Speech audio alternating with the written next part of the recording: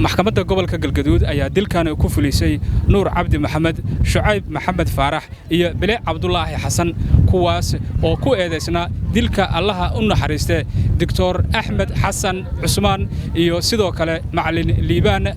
Xasan Cusmaan kadib qisaasta ayaa warbaahinta waxaa la hadlay isla markaana xukunkan ka warbixiyay xeer ilaaliyaha guud ee Galmudug Cabdicasiis Nuur Xuseen taariikhdu markay ahayd 19kii bishii 2024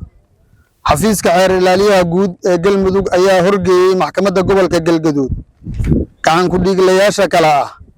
Nuur Cabdi Maxamed Xaashi ina Aamina Maxamed Faarax 21 jir ah labo Shucayb Maxamed Faarax ina Jamaad Maxamuud Wehliye 19 jir ah saddex Bile Cabdullaahi Xasan ina Sahra Xuseen Maxamuud 20 jir ah kuwa oo xafiisku uu ku soo eedeeyay inay si wada jir ah dil bareer ah ugu geysteen Allaha u naxariistay marxuumiinta kala ah Macallin Liibaan Xasan Cusmaan iyo Dr. Axmed Xasan Cusmaan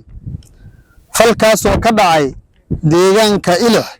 ee hoos tagta degmada Guraceel kadib dhageysiga garmaqalkaas